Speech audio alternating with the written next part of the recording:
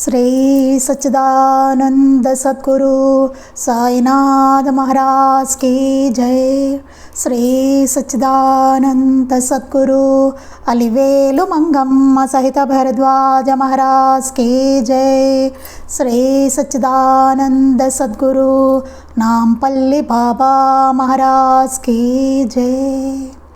జై సాయి మాస్టర్। ఈరోజు సత్సంగంలో మనం మహాత్ముల ముద్దు బిడ్డడు ఆచార్య శ్రీ ఎక్కిరాల భరద్వాజ్ మహారాజ్ గారి చరిత్ర చదువుకుంటున్నాం। రచన శ్రీ థామస్ రెడ్డి గారు। దీనిలో మనం అధ్యాయం 11 ఉపదేశాత్మకత అనేటువంటి అధ్యాయాన్ని మనం చదువుకుంటున్నాం। నిన్న సత్సంగంలో మనం ధార్మిక జీవనము దాని గురించి ఎన్నో ముఖ్యమైన విషయాలు మాస్టర్ గారు చెప్పిన వాటిని మనం ప్రస్తావించుకోవడం జరిగింది। అంటే ధర్మం గురించి చాలా అద్భుతమైన విషయాలు నిన్న మనం చదువుకున్నాం। అలాగే సాధన యోగం దాని గురించి కూడా మనం చెప్పుకున్నాం।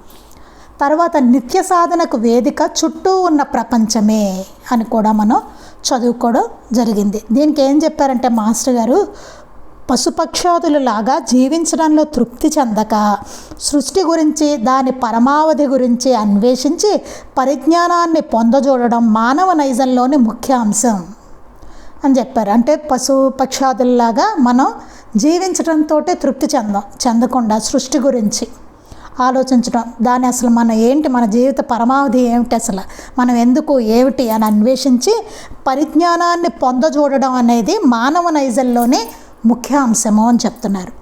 జ్ఞానం అంటే తాను వేరు జగత్తు వేరు అనే భేదభావాన్ని విడిచి సర్వవ్యాపకమైన చైతన్యమే తానని అనుభవపూర్వకంగా గుర్తించడమే జ్ఞానం అంటాం। జ్ఞానం అంటే అర్థం ఏంటంటే నేను వేరు ఈ సృష్టి వేరు అనే భేదభావాన్ని విడిచి వ్యాపకమైన చైతన్యం అంటే ఉన్నదంతా మొత్తం ఉన్నదంతా ఒకటే చైతన్యము, అదే తానని అనుభవపూర్వకంగా గుర్తించడమే। మామూలుగా మనం ఇది చదువుకుంటాం కదా, లేకపోతే ఎవరో చెప్తే వింటాం, అట్లా కాదు, అనుభవపూర్వకంగా గ్రహించడం గుర్తించడమే దాన్నే జ్ఞానము అంటారు। అది పొందిన వాళ్ళనే జ్ఞానులు అంటారు, అట్టివారు అనమాట। అంతేగాని ఎవరు పడితే వాళ్ళు కాదు జ్ఞానులంటే।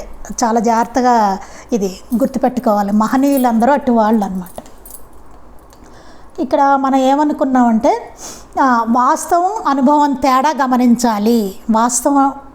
వాస్తవానికి అనుభవానికి ఉన్న తేడా ఏంటి అనే దాన్ని మనం గమనించాలని మాస్టర్ గారు చెప్తున్నారు। ఇంద్రియానుభవమే వాస్తవం కాదు, మన ఇంద్రియాలకు అనుభవం అయ్యేదే నిజం కాదు, మనం అది నిజం అనుకుంటాం కానీ కాదు, అది వాస్తవం కాదు అని చెప్తున్నారు। ఉదాహరణ, శబ్ద తరంగాల్ని మన చెవులకు నేరుగా గ్రహించే శక్తి లేనంత మాత్రాన శబ్ద తరంగాలు ప్రసరించడం లేదు అనడం సరికాదు। ఇప్పుడు మనకి సౌండ్ వేవ్స్ ఉంటాయి కదండి, అవి చెవులకు నేరుగా వచ్చేవి కదా, తీసుకునేటువంటి శక్తి లేదు, అంత మాత్రాన అసలు సౌండ్ వేవ్సే లేవు, ప్రసరించడం లేదు అని అనడం సరికాదు కదా, అది కరెక్ట్ కాదు। అలాగే దాని గురించి యోచించాలి ప్రతి వ్యక్తి। శక్తితత్వం అంతటా ఉన్న మహాత్ముల్లో అది ప్రత్యేకంగా ప్రకటమవుతుంది। ఈ చైతన్యము శక్తి అని ఏదైతే మనం చెప్పుకుంటున్నామో ఇది అంతటా ఉంది, మొత్తం ఉంది, సర్వము అంతా సర్వవ్యాపకత్వం అన్నమాట। ఆ చైతన్యం అనేది మొత్తం అంతా ఉంది, కానీ మహాత్ముల్లో అది ప్రత్యేకంగా ప్రకటమవుతుంది, మనం అది చూడలేం కదండి।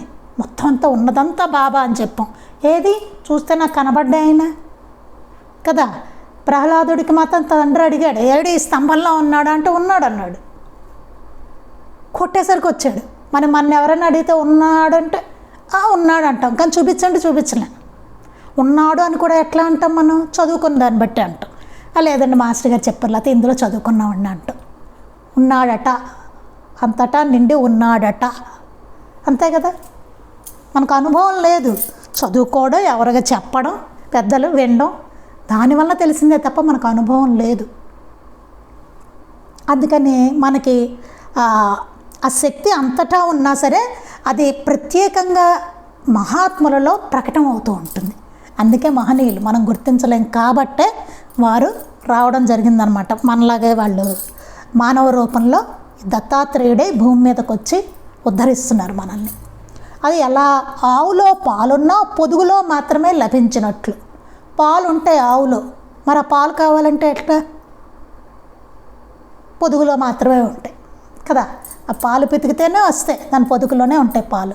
అలాగే అగ్నిలో ఇనుప కమ్మి పెడితే అగ్ని లక్షణాలు దానికి ఎలా వస్తాయో అలాగే మహాత్ముల సేవ, వారి సాంగత్యం వలన మనకు జ్ఞానం లభిస్తుంది అంటారు. అలాగే ఏమవుతుందంటే అగ్నిలో ఇనప కమ్మి పెడితే అగ్ని లక్షణాలన్నా ఇనప కమ్మికి వస్తాయి, అంతే కాలుతుంది అగ్ని చెయ్యట్టమంటే కదా. అలా అంటే ఏమవుతుంది, దానికి అగ్ని లక్షణం దానికి వస్తుంది అగ్నిలో ఆ ఇనప కమ్మిని పెట్టడం వలన. అలాగే మహాత్ముల యొక్క సేవ, వారి సాంగత్యం వలన మనకు జ్ఞానం లభిస్తుంది అంటారు. అలా జ్ఞానుల యొక్క సేవ చేయడము, వారి సాంగత్యంలో ఉండడం, ఇవన్నీ చేయడం వల్ల మనకి జ్ఞానం లభిస్తుందట. అది ముక్కు మూసుకుని మూలన కూర్చోవడమే ధ్యానం కాదు. ధ్యానం చేయడం అంటే ఏమనుకుంటారు, ముక్కు మూసుకొని మూల కూర్చోవడం అనుకుంటారు. ధ్యానం చేయడం అంటే ఎవరు డిస్టర్బ్ చేయకండి అని కూర్చుంటారు కదా, అది ధ్యానం కాదంటున్నారు. ధ్యానం నుండి బయటకు వచ్చి అందరినీ కలుస్తూ పరిశీలించుకోవాలి. సరే ధ్యానం చేసాం, బాగుంది, తర్వాత ఏం చేయాలి, దాని నుంచి బయటికి రావాలి, వచ్చి అందరినీ కలుస్తూ పరిశీలించుకోవాలి. ఏదైనా అంతేనండి, పారాయణ అయినా పూజ అయినా ఏదైనా సరే మన తర్వాత బయటకు వచ్చాక ఎట్లా ఉన్నామో పరిశీలించుకోవాలి. అక్కడే తెలిసిపోతూ ఉంటుంది మంది కదా. మనం పిచ్చి పిచ్చిగా ప్రవర్తిస్తున్నామా, సరిగ్గా అసలు మనం చదువుకుంది ఏమైనా మనకు ఉపయోగపడుతుందా, మనం వింటున్నది మనకు ఉపయోగపడుతుందా, అట్లా ఉన్నామా లేదా అక్కడే తెలుస్తుంది. సరిగ్గా లేకపోతే నలుగురితోటి మనకి ఇంకెందుకది, అంతే కదా. మనం ఏం నేర్చుకుంటున్నాం, అందరినీ కలుస్తూ పరిశీలించుకోవాలి. అప్పుడే మనలోని వాసనలు, బలహీనతలు బయలుపడతాయి అంటారు శ్రీ భరద్వాజ గారు. అప్పుడే మనలో ఉన్న వాసనలు ఏంటి, మన బలహీనతలు ఏంటి, ఇవన్నీ బయటకు వస్తాయి అంటారు మాస్టర్ గారు. మాస్టర్ గారు అదే చెప్తారు. ఎప్పుడు ఒక్కళ్ళం ఇంట్లో కూర్చొని చేసుకుంటున్నాం అనుకోండి, సాధన చేస్తున్నానంటూ, ఏంటి బయటకు వచ్చిన తర్వాత అదే కదా. ఋషులకి ఏమైంది, వాళ్ళు బాగా తపస్సులు చేస్తున్నారు, ఏమైంది, చిన్న డిస్టర్బెన్స్ వచ్చేసరికి వాళ్ళ కోపం వచ్చేసింది. అంటే ఏంటి, వాళ్ళ కోపాన్ని అనేదాన్ని వాళ్ళు జయించలేకపోయారు. అక్కడ చూడండి, శాపలు పెట్టేవారు, అంతే కదా. ఏమైంది, అంత తపస్సులకు కూడా సాధ్యం కాని దానిని మనకి సాయినాథుల వారు దాన్ని మనం పొందేటువంటి అవకాశాన్ని ఆయన బోధలతో, లీలలతోటి మనకి దాన్ని పొందే అవకాశాన్ని మనకి ఏర్పరిచారు. ఋషులు తలకిందలయ్యారు, దేనికోసం వాళ్ళందరూ తలకిందలయ్యారో అది మనకి లభించేలా చేశారు. అది చాలా గొప్ప విషయం. అక్కడ ఏమంటున్నారు అంటే ధ్యానం అని చెప్పి అలా మనం ముక్కు మూసుకొని కూర్చోవడం కాదు, బయటికి రావాలి, కలుస్తూ పరిశీలించుకోవాలి ఎట్లా ఉంటున్నామని. అప్పుడే మనలోని వాసనలు, బలహీనతలు బయలుపడతాయి అంటారు శ్రీ భరద్వాజ గారు. ఎన్నో బలహీనతలు మనలో దాగుంటాయి, అది అవకాశం రాలేదు కాబట్టి బయటికి రాదు. నేను ఇంట్లో ఒక్కదాన్నే ఉన్నానండి, బాగున్నాను, అంతే కదా, నేను చాలా మంచిదాన్ని, నాకు నేను చాలా మంచిదాన్ని అందరూ మంచివాళ్ళు అనుకుంటారు. నలుగురిలో కలిసినప్పుడు ఏమవుతుంది, ఏదో వస్తుంది ఒక టాపిక్ వచ్చినప్పుడు, నాకు పిచ్చి కోపం వచ్చింది అనుకోండి, నాలుగు తిట్టాను అనుకోండి, అప్పుడు నాకు ఉందా లేదా బలహీనత, ఉంది. ఎవడన్నా ఏదైనా అంటే టక్కన నాకు కోపం వచ్చేసింది చూడండి. మరి అట్లాగే ఇంకొకటి ఎన్నో ఉంటాయి. మేబీ అసూయ, ఎక్కడికో వెళ్ళినప్పుడు నాకు ఎవరినో చూసి అనిపించవచ్చు, ఏంటిది వీళ్ళు ఎంత బాగుంది వీళ్ళది, ఓహో నాకు లేదే, వీడికి ఎట్లా వచ్చిందో అసూయ కలిగింది, నాకు ఉంటే బాగుండట్లా, ఇలా ఏదో సంథింగ్ అలా ఉండొచ్చు. లేకపోతే ఎన్నో ఏవో రకాలు ఉంటాయి, ద్వేషం, ఇలా ఎన్నో రకరకాలవి బలహీనతలు మనలో పాతుకుపోయి ఉంటాయి, చాలా రకాలు. అది ఎప్పుడు బయటపడితే మనకి ఇంట్లో కూర్చుని ముక్కు మూసుకు కూర్చున్నప్పుడు కాదు, నలుగురిలో కలుస్తున్నప్పుడు అవన్నీ మనకి బయటకు వస్తాయి అన్నమాట. మానవ నైజం అనుసరించి అక్కడ రకరకాలుగా జరుగుతూ ఉంటుంది. అప్పుడు ఎలా ఉన్నాం మనం అన్నది ఇంపార్టెంట్. అక్కడే సాధన, అదే సాధన అక్కడ తేలుతుంది మనకి ఏమిటన్నది కదా. చదువుకుంటుంటే చాలా బాగుంది. ఇప్పుడు మనం చెప్పుకుంటుంటే ఎంత బాగుందండి, హాయిగా ఉంటుంది. మీకు బాగుంటుంది, నాకు బాగుంటుంది, చదువుతున్న నాకు బాగుంటుంది. ఆహా ఏం చెప్పారు మాస్టర్ గారు అనిపిస్తుంది. మీకు కూడా అబ్బా ఏముంది అసలు మాస్టర్ గారి గ్రంథం, ఎంత బాగా చెప్పారు, కరెక్ట్ కదా అనిపిస్తుంది. కానీ ఆచరణకు వచ్చేసరికి మనకి అది సాధన అక్కడ ఉంది మొత్తం. అదనమాట ఇక్కడ మాస్టర్ గారు చెప్పింది. తర్వాత గురువు ఆవశ్యకత. అసలు గురువు మనకెందుకు, ఆవశ్యకత ఏంటి అనే దాని గురించి చెప్పారు. గురు మధ్య స్థితం విశ్వం అను గురుగీత శ్లోకంతో ప్రారంభం. కానీ వారి సత్సంగము ప్రారంభం కాని వారి సత్సంగము ఉపన్యాసము ఉండదంటే ఆశ్చర్యపోనక్కర్లేదు. మాస్టర్ గారి సత్సంగంలో ముందు గురు మధ్య స్థితం విశ్వం అది చెప్పేవారట. విశ్వ మధ్య స్థితో గురుర్విశ్వం నచాన్యోస్తి తస్మై శ్రీ గురవే నమః. ఆ శ్లోకంతో మాస్టర్ గారు మొదలుపెట్టేవారట సత్సంగం ఉపన్యాసము. దత్తాత్రేయ తత్వంతో మొదలుపెట్టి అవధూతల సద్గురువుల ప్రాశస్యం గురించి, ధర్మాచరణ గురించి వారి ప్రసంగం సాగుతుంది. దత్తాత్రేయ తత్వంతో మొదలుపెట్టేవారట. పెట్టి అవధూతలు సద్గురువులు వాళ్ళ యొక్క ప్రాశస్యం ఏమిటి దాని గురించి, ధర్మాచరణ గురించి ఎప్పుడు మాస్టర్ గారి ప్రసంగం వాటి మీద ఉంటూ ఉండేదట. శ్రీరాముడు వశిష్ఠ విశ్వామిత్రుల్ని, కృష్ణుడు సాందీప మహర్షిని, రామకృష్ణ పరమహంస తోతాపురిని గురువుగా ఆశ్రయించినట్లుగా చెబుతారు. శ్రీరామచంద్రుడు ఎంతటి గొప్పవారండి ఆయన, సాక్షాత్తు శ్రీ మహావిష్ణు. ఆయన కూడా వశిష్ఠ విశ్వామిత్రుల్ని గురువుగా ఆశ్రయించారు. అంటే ఎందుకని, మనకు చూపడానికి, ఆచరణతోటి గురువు యొక్క ఆవశ్యకతను తెలపడానికి. కృష్ణుడు సాందీప మహర్షిని, కృష్ణ పరమాత్మ ఎంత గొప్పవాడు, తానే ఆయన భగవంతుడు. అట్లాంటి ఆయన సాందీప మహర్షిని గురువుగా ఆశ్రయించారు. రామకృష్ణ పరమహంస తోతాపురి అనే గురువుని ఆశ్రయించారు. జగన్మాతే చెప్తుంది ఆయనకి, రామకృష్ణ పరమహంసకి గురువుని ఆశ్రయించు, తోతాపురి అనే గురువు ఉన్నారు, వెళ్ళి ఆయన ఆశ్రయించు అని చెప్పి. చూడండి, ఆయనకి జగన్మాత సాక్షాత్కారం ఉంది, అయినా సరే ఆయన గురువుని ఆశ్రయించమని ఆవిడ చెప్పింది. అంటే ఏంటి, ప్రతి వారు గురువుని ఆశ్రయించవలసిందే. గురువు యొక్క ఆవశ్యకత రాముడి దగ్గర నుంచి అందరూ చూపించుకుంటూ వచ్చారు. అట్లాగే అదే ఆచరిస్తూ వచ్చారు వాళ్ళు. గురువు యొక్క ఆవశ్యకత తెలుపుతూ వచ్చారు, ఖచ్చితంగా గురువుని ఆశ్రయించాలి అని చెప్పి. అంటే జగన్మాత కూడా ఆదేశించింది, కాళీమాత రామకృష్ణ పరమహంసకి వెళ్ళి గురువుని ఆశ్రయించారు. భాగవతంలో 12వ స్కంధంలో యదుమహారాజుకు అవధూత తాను ప్రకృతి నుండి 24 మందిని గురువులుగా భావించిన విషయాల్ని ప్రస్తావిస్తూ, షిరిడి సాయినాథుడికి అడవిలో తారసపడిన విషయం నుండి 12 సంవత్సరాల గురు సమక్షంలో కూర్చున్న విషయం ప్రస్తావిస్తూ ఇహపర సాధనకు గురువు ఆవశ్యకతను గురించి చక్కగా తెలియజేస్తారు. మాస్టర్ గారు ఎట్లా చెప్పేవారు అన్నదాన్ని చెప్తున్నారనమాట. ఇక్కడ ఏం చెప్తారంటే, భాగవతంలో 12వ స్కందంలో యదుమహారాజుకు అవధూత తాను ప్రకృతి నుండి 24 మంది గురువుల నుంచి ఆయన నేర్చుకున్నారట. మనకి ఇందులో ఉంటుంది చూడండి, గురు చరిత్రలో అవధూతోపాఖ్యానం వెనకాల ఉంటుంది చూసారా, అట్లా తను 24 మంది ప్రకృతిలో 24 మందిని గురువులుగా భావించి ఆయన నేర్చుకున్నారనమాట. షిరిడి సాయినాథుడికి అడవిలో తారసపడిన విషయం నుంచే గురువుని అన్వేషించుకుంటూ వీళ్ళు వెళ్తారు. ఇదంతా మనం చదువుకున్నాం లీలామృతంలో.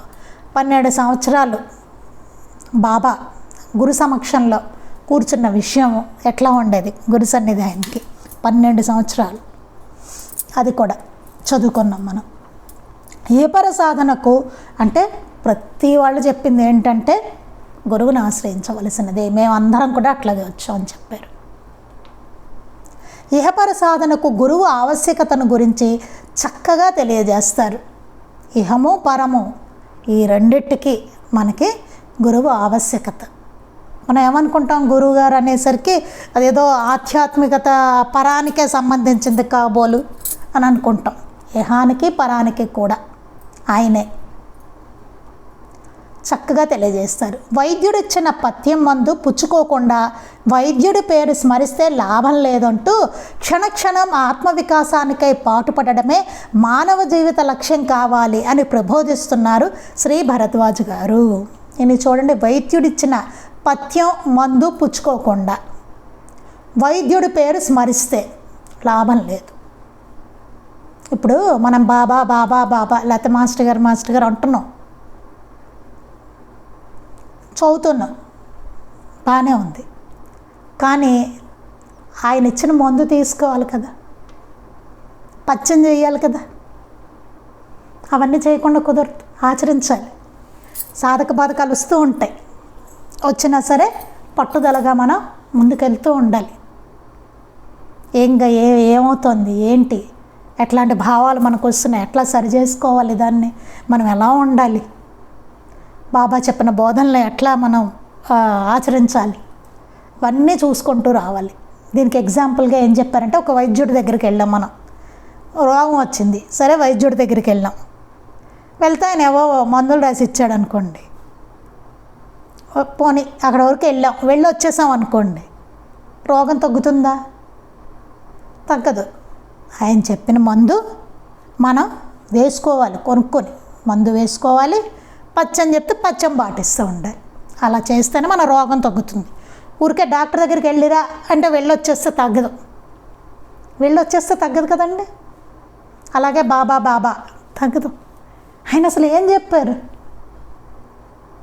కదా, మన భవరోగాలకు అన్నిటికీ మందు చెప్పారు ఆయన. ఎన్నో మందులు పెట్టలాగా ఆయన బోధలు, సూత్రాలు అన్నీ ఉంటాయి కదా, సూక్తులు ఇవన్నీ. అందుకే వైద్యుడిచ్చిన పథ్యం మందు పుచ్చుకోకుండా వైద్యుడి పేరు స్మరిస్తే లాభం లేదంటూ క్షణక్షణం ఆత్మవికాసానికే పాటుపడ్డమే మానవ జీవిత లక్ష్యం కావాలి అని మాస్టర్ గారు చెప్పారట. ఏంటంటే క్షణక్షణం ఆత్మవికాసానికి పాటుపడాలట. అదే మానవ జీవిత లక్ష్యం. మానవుడి యొక్క లక్ష్యం అదే. ఎప్పుడు వికాసవంతంగా తయారవ్వాలి మనం, క్షణక్షణం. అది ప్రతి క్షణం మనం ఆత్మవికాసానికే పాటుపడాలట. నకిలీ గురువులు మెట్ట వేదాంతం. పూర్ణ జ్ఞానులు మహాత్ములు జీవనదులు లాంటి వారు. పూర్ణమైన జ్ఞానం కలవారు మహనీయులు, జీవనదులు లాంటి వాళ్ళు అన్నమాట. కాగా నకిలీ గురువులు మురికి కాలువలు లాంటి వారు. నకిలీ గురువులు ఎలాంటి వాళ్ళు అంటే మురికి కాలువలతో సమానం, మురికి కాలువలు లాంటి వాళ్ళు. పూర్ణ జ్ఞానులు మహాత్ములేమో చక్కగా ప్రవహించే శుద్ధమైన జీవనదులు లాంటి వారట. ఈ నకిలీ గురువులందరూ మురికి కాలువ ఎట్లాగో అలా వాళ్ళు. శుద్ధ స్ఫటికల్ లాంటి ఆధ్యాత్మికవేత్తలు కొద్దిమంది జ్ఞానాన్ని వెదజల్లుచుండగా తామర తంపరగా పెచ్చు పెరుగుతున్న కపట వేషగాళ్ళెందరో లోకంలో గురువులుగా ఆత్మవేత్తలుగా చలామణి కావడం చూస్తున్నదే. చూడండి, అప్పుడు ఉన్నారు, ఇప్పుడు ఉన్నారు, ఎప్పుడూ ఉంటారు వీళ్ళు నకిలీ గురువులు. శుద్ధ స్ఫటికల్ లాంటి ఆధ్యాత్మికవేత్తలు కొద్దిమంది జ్ఞానాన్ని వెదజల్లుచుండగా ఇలా ఎంతో గొప్పవాళ్ళు ఉన్నారు మనకి. ఇప్పుడు బాబా, మాస్టర్ గారు, అమ్మగారు, వెంకయ్య స్వామి, ఇట్లా ఎంతోమంది అవధూతలు, చివటం అమ్మ, వీళ్ళందరూ అవధూతలు ఎంతోమంది. వీళ్ళు శుద్ధ స్ఫటికల్ లాంటి ఆధ్యాత్మికవేత్తలు కొద్దిమంది జ్ఞానాన్ని వెదజల్లుతుండగా వాళ్ళు జ్ఞానాన్ని వెదజల్లుతూ ఉంటారు. అట్లా ఉండగా తామర తంపరగా వస్తున్నారనమాట. పెచ్చు పెరుగుతున్న కపట వేషగాళ్ళెందరో లోకంలో గురువులుగా ఆత్మవేత్తలుగా చలామణి కావడం చూస్తున్నదే.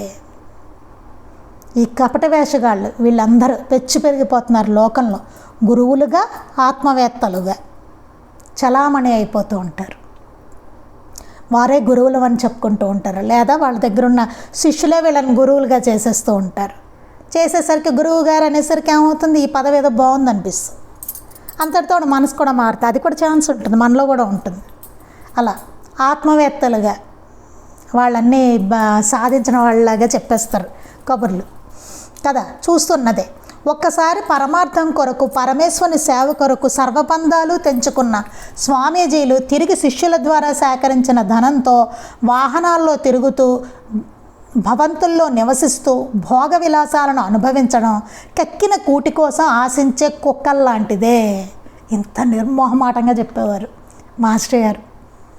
చూడండి, ఒకసారి పరమార్థం కొరకు, పరమేశ్వరుని సేవ కొరకు సర్వబంధాలు తెంచుకున్న స్వామీజీలు ఎప్పుడు అవుతారండి? వాళ్ళు ఎప్పుడు సన్యసిస్తారు? వాళ్ళు పరమార్థం కోసం, పరమేశ్వరుని సేవ కొరకు, భగవంతుడి సేవ కొరకు అన్ని బంధాలు తెంచుకుంటారు. వాళ్ళు స్వామీజీలు అవుతారు. అయిన తర్వాత వాళ్ళకి ఏమవుతుంది, మళ్ళీ తిరిగి శిష్యుల ద్వారా సేకరించిన ధనంతో, ఆ శిష్యుల నుంచి మళ్ళీ ధనం సేకరిస్తారు. సేకరించి ఆ ధనంతో వాహనాల్లో తిరుగుతూ ఉంటారు, పెద్ద పెద్ద కారుల్లో తిరుగుతారు. భవంతుల్లో నివసిస్తూ, పెద్ద పెద్ద భవంతుల్లో నివసిస్తారు. ఎక్కడ వాళ్ళు సన్యాస ధర్మాలు ఏమైనా పాటిస్తున్నారా? ఎట్లా ఉంటాయి సన్యాస ధర్మాలు తెలుసు కదా, మరి అవన్నీ పాటిస్తున్నారా వాళ్ళు? శుభ్రంగా వాహనాల్లో, పెద్ద పెద్ద మంచి వాహనాల్లో, ఏసీ కారుల్లో తిరుగుతారు. భవంతుల్లో నివసిస్తూ ఉంటారు. భోగ విలాసాలను అనుభవిస్తూ ఉంటారు. పట్టుపరుపులు, మంచి మంచి చైర్స్. అసలు ఎలా ఉండాలి సన్యాసం అంటే? ఎలా ఉన్నారు చూడండి. బాబా జీవిత విధానం చూడండి, ఆయన ఎట్లా ఉన్నారు. ఒక శిథిలమైన మసీదులో ఉన్నారు ఆయన. భిక్షాన్నం మాత్రమే తినేవారు. ఇవన్నీ తెలుసు కదా మనకి. ఆయన వస్త్రధారణ ఎట్లా ఉండేది, ఇవన్నీ చూసుకుంటూ వెళ్తే. కక్కిన కూటి కోసం ఆశించే కుక్కల్లాంటిదే. కక్కిన కూటి కోసం ఆశించే కుక్కల్లాంటిదట. అలా మళ్ళీ వాళ్ళు అట్లా చేయడం అనేదాన్ని అని చెప్తున్నారు మాస్టర్ గారు. కాషాయం వేసుకున్నంత మాత్రాన అదేమి సన్యాసం ఏం కాదండి. డ్రెస్ మాత్రమే కాషాయం, లోపల లేదు సన్యాసం. అంతరంగంలో ఉండాలి కదా సన్యాసం అనేది, లేదు అది కదా. అట్టి వారి బోధనలో ఆధ్యాత్మిక భాషా పదజాలాలు మధురంగా కనిపించినప్పటికీ తేజింపదగినది అనేదే ఋషివాక్యం. వాళ్ళు స్పీచ్లు ఇవ్వచ్చు, బోధ చేయొచ్చు, చాలా గొప్పగా ఉండొచ్చు కదా. ఆధ్యాత్మిక భాషా పదజాలాలు, మంచి పదజాలాలతోటి చాలా మధురంగా కూడా చెప్పచ్చు వాళ్ళు. చాలా బాగుంటుంది వింటూ ఉంటే అబ్బా అనిపించేలాగా. అయినప్పటికీ తేజింపదగినదే అని ఋషివాక్యం. అయినా అదేమీ మనం త్యజించాలి, తీసుకోవాల్సినవి కాదు. ఎంత మధురంగానైనా ఉండనివ్వండి. ఎందుకంటే వారు ఉండవలసిన విధంగా వాడు ఉండలేదు కాబట్టి.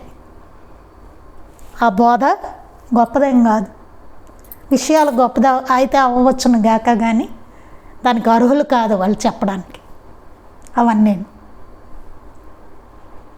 వాళ్ళేం పెద్ద గురువులేం కాదు అక్కడ. ఆత్మజ్ఞానం ఉన్నవాళ్ళు కాదు. నిజంగా ఆత్మజ్ఞానులు అలా ఉండరు. అది చాలా జాగ్రత్తగా గుర్తుపెట్టుకోవాల్సిన విషయం. మాస్టర్ గారు ఇక్కడ ఒకటి చెప్తారు మనకి. భగవద్గీత అండి కృష్ణుడి కన్నా బాగా చెప్పవచ్చును గాక. చూడండి, కృష్ణుడి కన్నా బాగా చెప్పవచ్చు, చాలా మధురంగా చక్కగా చెప్పవచ్చును గాక. కానీ ఒక్కటి మాత్రం వాళ్ళు చేయలేరు ఎవరు, విశ్వరూప సందర్శనం. అది కృష్ణ పరమాత్మ ఒక్కరే చేసింది. అది ఇవ్వలేరు అందరూ. అలాగే నిజమైన సద్గురువులు ఉంటారు, ఇటు నకిలీ గురువులు ఉంటారు. ఎంతైనా చెప్పవచ్చు నకిలీ గురువులు, ఎంత అందంగానైనా. నిజమైన సద్గురువుల కన్నా బాగా చెప్పవచ్చు. ఆ టాలెంట్ వాళ్ళకు ఉండవచ్చు, చక్కగా మాట్లాడగలిగేటువంటి టాలెంట్ వాళ్ళకు ఉండొచ్చు. ఎన్నో శాస్త్రవాక్యాలు కోట్ చేస్తూ చెప్పచ్చును, ఎంత బాగానో చెప్పవచ్చును. ఎంతమందైనా శిష్యగణం ఉండవచ్చును గాక. వాళ్ళు స్పీచ్లు ఇస్తుంటే ఎంతమంది జనమైనా రావచ్చును గాక. కానీ బాబా ఇచ్చే అనుభవం, మాస్టర్ గారు ఇచ్చే అనుభవం, అమ్మగారు ఇచ్చేలాంటిది వాళ్ళు ఇవ్వలేరు కదా. ఎందుకంటే వాళ్ళు ఆత్మజ్ఞానులు కాదు. అట్లాంటి అనుభవం వాళ్ళు ఇవ్వలేరు.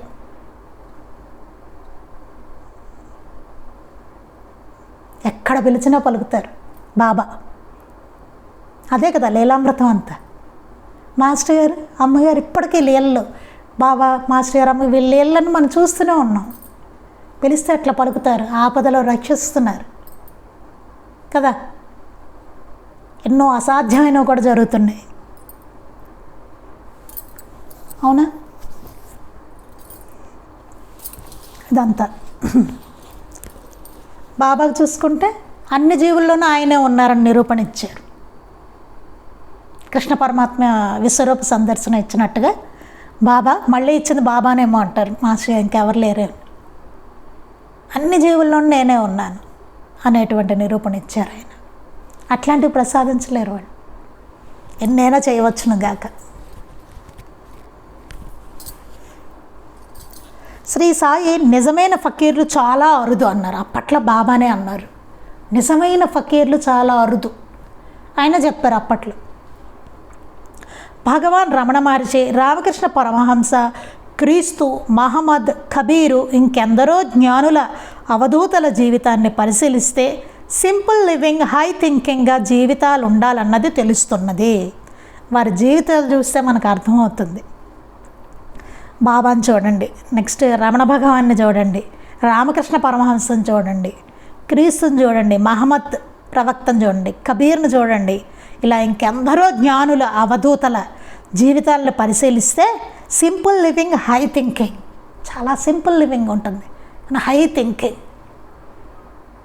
అలా జీవితాలు ఉండాలన్నది తెలుస్తుంది. అట్లా ఉండాలి వాళ్ళ జీవితాలు. వాళ్ళు రోల్ మోడల్స్ కదా, అలా ఉంటారు జ్ఞానులు అంటే కదా. ఒక రమణ భగవాన్లా ఉంటారు, బాబాలాగా ఉంటారు, రామకృష్ణ పరమహంసలా ఉంటారు, జీసస్ క్రైస్ట్లా ఉంటారు, మహమ్మద్ ప్రవక్తలా ఉంటారు, కబీర్లా ఉంటారట. అట్లా ఉంటారట మహాత్ములు అంటే, గొప్పవారు, అయితే అవధూతల్లాగా వారు. వారి జీవితాలు ఎట్లా ఉన్నాయి చూసుకోవాలి. ఈ మురికి కాలువలు అని చెప్పారు చూసారా, వాళ్ళ జీవితాలు ఎట్లా ఉన్నాయి చూడాలి. ఎందుకంటే ఆ ఛాన్స్ వాళ్ళు ఎవ్వరు మనకి. వాళ్ళ జీవితాలు ఎట్లా ఉన్నాయా, వాళ్ళ లౌకిక జీవితం కానీ అవేవి మనకు చూసే ఛాన్స్ ఇవ్వరు, ఎట్టి పరిస్థితుల్లోనే ఇవ్వరు. కొన్ని చోట్లయితే ప్రశ్న కూడా అడగనివ్వరు. మనకి ఏదైనా డౌట్ వస్తే ప్రశ్న అడగడానికి కూడా ఉండదు, అడగనివ్వరు. అట్లా కూడా ఉంటుంది. ఎన్నో రకరకాలు, అంతా చాలా డిఫరెంట్గా ఉంటుంది. మన ఇట్లా ఉండదు. బాబా దగ్గర, మనకి మాస్టర్ గారి దగ్గర ఇట్లా చూసినట్టుగా ఉండవు అక్కడ. నిజమైన మహనీయుల దగ్గర ఏ హడావుడి ఉండదు అసలు. ఆ సన్నిధికి అలా వెళ్ళగానే మనసు అట్లా హాయిగా అయిపోతుంది అంతే. అదే నకిలీ ఆధ్యాత్మికవేత్తల దగ్గర వాళ్ళు చాలా దానికి కావాల్సిన సెటప్ అంతా చేసుకోవాలన్నమాట. ఏదో బ్యాక్గ్రౌండ్లో ఏదో పెడతారు, అట్లా బాగుండేలాగా ఏదో ఓంకారం, ఏదో సంథింగ్ సౌండ్లు, అయితే మంచి మ్యూజిక్, అలాగ చక్కగా వచ్చే మ్యూజిక్, వెళ్ళగానే మనకి పీస్ఫుల్గా అనిపించేలాగా, మంచి వాసన వస్తూ ఉంటుంది, పెర్ఫ్యూమ్ ఏదో మంచిది స్మెల్ వచ్చేలాగా పెడతారు. వెళ్ళగానే ఏదో బాగుంటుంది మనకు. చూడండి, మరి అంతవరకు ఎందుకు, మన ఇంట్లోనే చూసుకోండి. రోజు ఉండేదానికి ఎప్పుడైనా ఫంక్షన్స్ అప్పుడు చక్కగా మంచి డెకరేషన్ చేసుకుంటాం చూసారా, అప్పుడు ఎంత తేడా ఉంటుందో చూడండి ఇంట్లో కదా. చాలా అట్రాక్టివ్గా చేసుకుంటాం, అందరూ వచ్చేప్పుడు భలే బాగుంది అనుకుంటారు. ఉత్తప్పుడు అలా ఉండదు మనకి కదా. అలా కొంచెం స్పెషల్గా జనాలకు ఆకట్టుకునేలాగా వాళ్ళ డ్రెస్సింగ్ దగ్గర నుంచి ఇవన్నీ ఉంటాయి, రకరకాలుగా ఉంటాయి. బాబా దగ్గర చూసామనుకోండి, ధనికుల్ని గౌరవించడము అట్లాంటివి లేవు. కట్టెస్ని ఏం చేశారు బాబా, పేద సాధనలు ఎంత ఆదరించారు బాబా. కానీ అక్కడ ఎలా ఉంటుంది, నకిలీ ఆధ్యాత్మికవేత్తల దగ్గర వాళ్ళకి అన్ని కాంటాక్ట్స్ వాళ్ళతోటే ఉంటాయి. పొలిటీషియన్స్, ధనికులు వాళ్ళే ఉంటారు ఎక్కువ వాళ్ళ దగ్గర. వాళ్ళకి వీళ్ళు సపోర్ట్ చేసుకుంటూ ఉంటారు. ఇట్లా రకరకాలండి. ఎంత మాయ, ఎట్లాగైనా చేయొచ్చు జనాలు. గొర్రెల్లాగా మనం దొరికాం వాళ్ళకి, ఈజీగా పడిపోవడానికి కదా. ప్రతి మనిషికి ఏంటంటే ఒక ఆశ, ఆ ఆశ మీదే వాళ్ళ టార్గెట్. ప్రతివాడికి కష్టం ఉంటుంది, ప్రతివాడికి కోరికలు ఉంటాయి, ప్రతివాడికి మనశ్శాంతి కావాలి. సమస్యలు ఉన్నాయి కదా మనకి, అవే వాళ్ళ టార్గెట్. వెళ్ళగానే నువ్వు చాలా కష్టాల్లో, ప్రతివాడికి కష్టం ఉంది ఏదో ఒకటి, నువ్వు సమస్యతో ఉన్నావు అంటాడు. అవును, నేను వెళ్ళి అదే అంటాడు వాడు.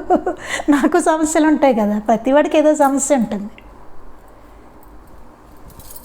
ఇలా ఎన్నో రకరకాలు చూస్తూనే ఉన్నాం. తాను బోధించిన దాన్ని ఆచరించి చూపగలవాడే ఆచార్యుడు. ఆచార్యుడు అంటే ఏంటి? తాను ఏది బోధిస్తాడో దాన్ని ఆచరించి చూపిస్తాడు ఆయన. ఆచరణకి బోధకి తేడా ఉండదు వాళ్ళ దగ్గర. ఏది చేశారో అదే చెప్తారు, ఏది చెప్పారో అదే చేస్తారు. అది మాస్టర్ గారిలో మనం చాలా స్పష్టంగా క్లియర్గా చూడొచ్చు. మాస్టర్ గారిలో, అమ్మగారిలో చాలా క్లియర్గా ఉండేది. కానీ నకిలీ గురువులకి అసలు మనకు ఆ ఛాన్సే ఇవ్వరు. వాళ్ళు బోధించేది చాలా మధురంగా, చాలా బాగుంటుంది. కానీ వాళ్ళ జీవిత విధానం అట్లా ఉండదు. వాళ్ళు ఆచరించరు, అది ఉండదు.